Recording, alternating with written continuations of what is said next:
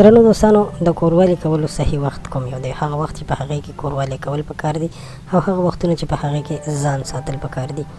که تاسو غواړئ چې دا معلومات تاسو وګورئ، تاسو واده کړی وي، نو موږ سره تر اخره پاتې شئ. هسې خو هر انسان وایي چې کوروالي په هر وخت کې کول پکار دي او دا یو قسم شوق دی او یا یو قسم د خپل وجود غذا ده چې دا خپل وجود ته ورکړل شي. خو داسې نه ده، ستاسو ژوند چې دی دا ډېر په ځبولی شي. نو په دې وجه باندې تاسو ته دا خواست کوم چې دا وختونه په یاد ولرئ. کله هم چې یو ښځه یو سړی د هغوی واده وشي، نو هغوی ډېر وخت دا فکر کوي، دا سوچ کوي چې په هر وخت کې کوروالي وکړه، دا زموږ دپاره پیدامند دی. خو البته داسې نه ده. یو وخت چې هغه ډېر زیات خطرناک وي، هغه د روټۍ نه پس سمدست خپلې مېرمنې سره کوروالي کول دي.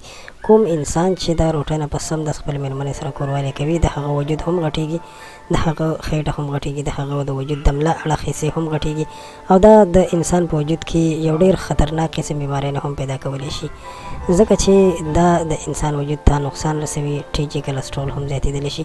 دویم قسم هغه وخت وي چې کله ښځه او سړی بازاري خوراکونه ډېر زیات وکړي او د بازاري خوراکونو نه پس دوی بیا کوروالي کوي. دا هم خطرناک دي. دا ځکه خطرناک دي چې بازاري خوراکونو کې کلسټرول ډېر وي او سمدست کوروالي کول ستاسو د وجود پټې کمزورې کولی شي. دریم قسم داسې کار چې خلک سټیرایډ استعمالوي، ګولۍ خوري، ګولو سره خپل ټایمینګ خپل وخت زیاتوي او دا فکر کوي چې که موږ ګولۍ وخورو نو زموږ به ټایمینګ زیات شي او په دې سره به موږ یو ښه کوروالي وکړو. خو دا هم یو ډېر خطرناک عمل دی. ځان ساتل پکار دي، ځکه چې ګولۍ چې کوم دي هغه دې دپاره جوړې شوي وي چې ستاسو د وجود ټولې پټې چې کومې دي هغه په یو ځل باندې راوپاروي، په یو ځل باندې ودروي او تاسو چې کله خپل کار وکړئ نو بیا هغه پټې एकदम مړې شي. یعنې په مصنوعي طور باندې تاسو په جذبه کې راځئ، په شوق کې راځئ او بېرته بیا تاسو سړیږئ.